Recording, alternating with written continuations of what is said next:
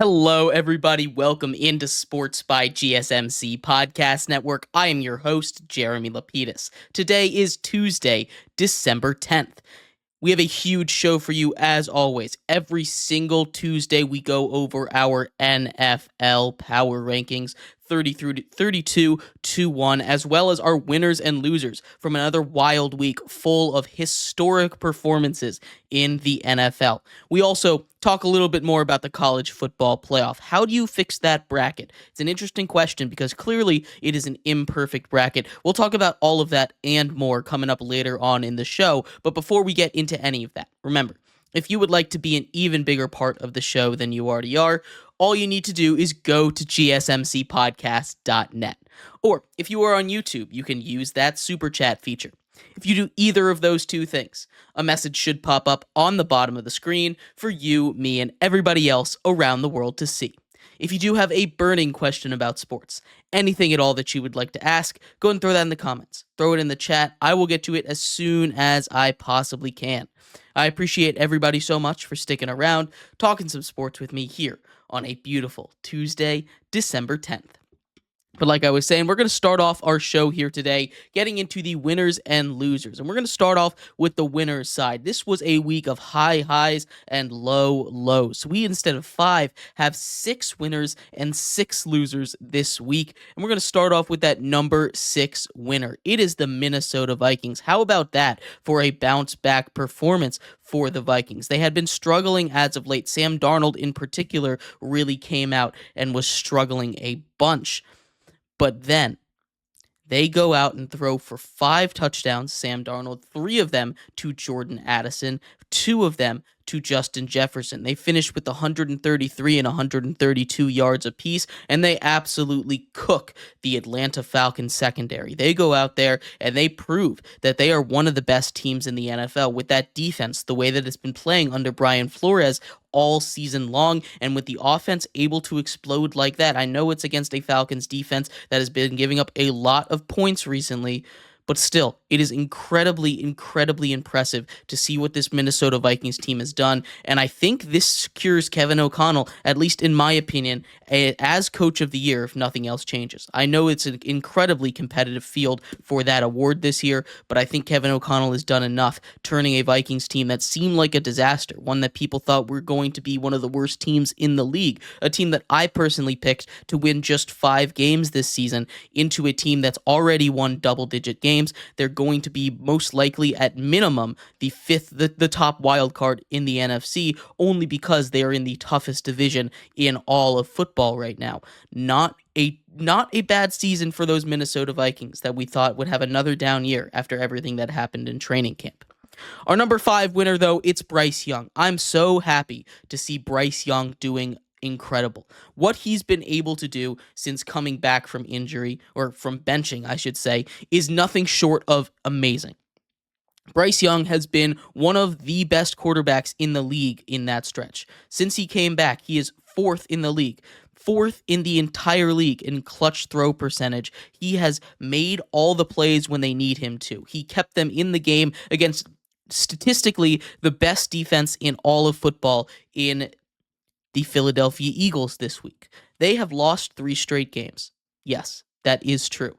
But they have stayed in it against some really, really quality opponents. You take a look at who the Carolina Panthers have played over the last couple of weeks. Obviously, the Eagles, going to be the second best record in the NFC, potentially the best. The Bucs, who they kept close, but that's an undeniably talented team. They should have won that game. The refs called back a touchdown that was a touchdown.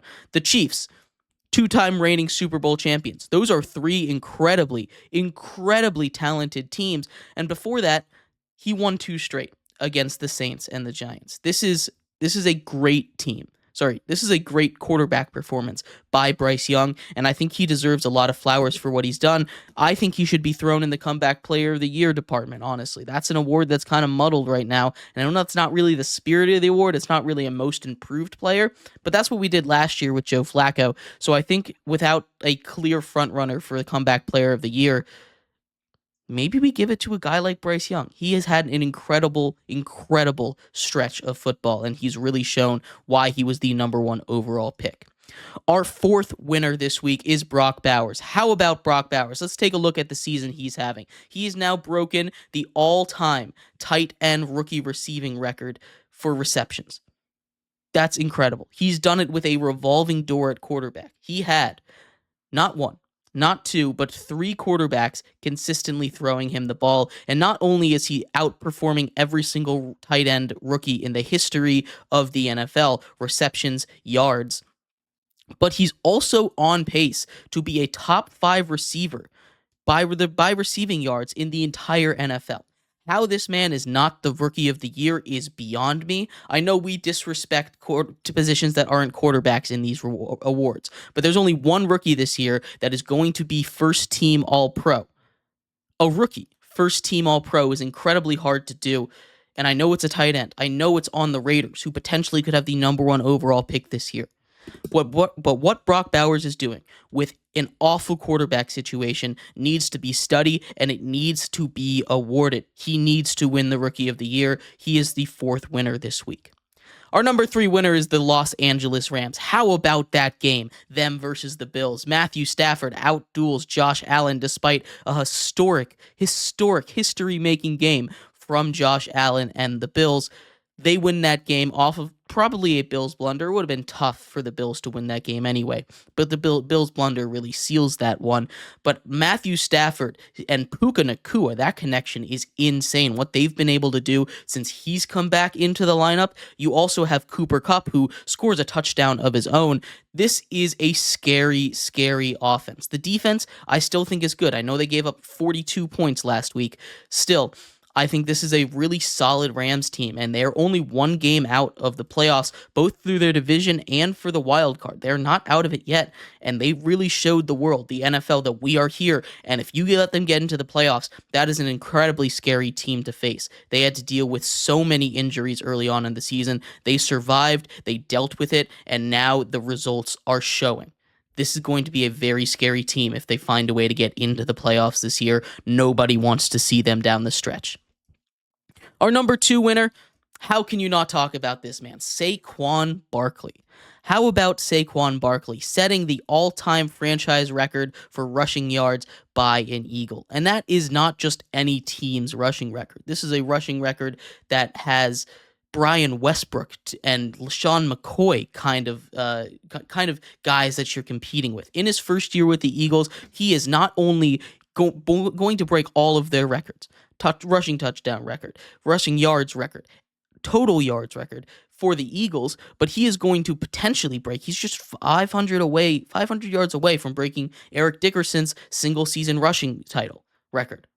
He is in the MVP conversation. He continues to propel this Eagles team that has some stuff brewing in the background yet again surrounding Jalen Hurts and A.J. Brown. It's a little bit eerily similar of what happened with Jalen Hurts and Nick Sirianni last year. I hope it doesn't tank this team like it did when they had a very similar record at about this point last year. We will see, though. I think Saquon is going to be the anchor that steadies this ship, keeps them afloat, doesn't sink them like they did last year. We'll see, though. Saquon in the MVP conversation, and he is our number 2 winner this week. And that leads us to the number 1 winner. The biggest winner this week in the NFL is none other than Josh Allen.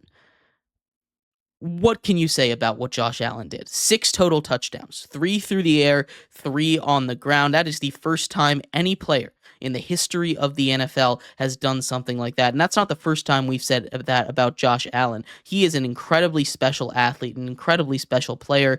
That game was on his shoulders. He carried them to a near victory, put everything he had into that one.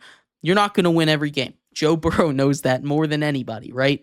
But this is a Bills team that shows they are incredibly dangerous. Now, obviously the defense, it got torn up a bit. The special teams for the Rams was another reason why they were able to win that game. A blocked punt return for the touchdown in what ended up being a 2-point game, as well as the punt that ended the game and a onside kick recovery. That is key plays from the special teams. So we're not just going to gloss over that. But other than that, that was an incredible duel. Josh Allen has skyrocketed in MVP odds. His odds went from -175 to -400 after a loss. And we've talked a lot about the MVP race this season, right? We've talked about who's in charge, what it takes generally when you're looking at historical trends to be an MVP winner. And winning is a huge part of it, right? Almost all of the MVPs have won a division title minimum, and it really even helps to be that one seed. A lot more than most. More often than not, the MVP comes from a one seed in a conference.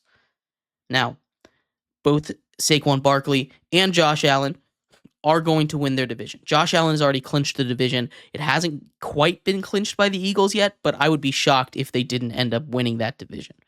This is going to be an insane race down the stretch. And you're saying, what about Lamar Jackson? What about Lamar Jackson? He is putting up incredible stats. There's no doubt about it. But the reason I put Lamar Jackson at third is, again, we look at these historical trends. Winning is incredibly important to an MVP award. That's why Joe Burrow is not being talked about with any of these awards. His numbers are up there with everybody else's. He's not even in consideration because the Bengals are not winning games. And that's just what comes along with the territory of the MVP. But Josh Allen winning games, even in a loss, he goes out there and he shows that he is a guy that most likely will win MVP despite some bad performances early on. We'll see what happens. I understand the argument for Saquon. I understand the argument for Lamar Jackson. I think it's going to be a very tight MVP race down the stretch, and I don't think it's clinched by any stretch of the imagination. But I think Josh Allen has found a foothold, and he is the clear number one right now. But let me know what you think. Who was the biggest winner this week in the NFL? I'd love to hear your thoughts. We're going to take a quick break. When we come back, we shift over to the losers side of things. Who were the biggest losers this week in the NFL? We have 6 of them for you. Stick around for that. We'll be right back here on Sports by GSMC Podcast Network.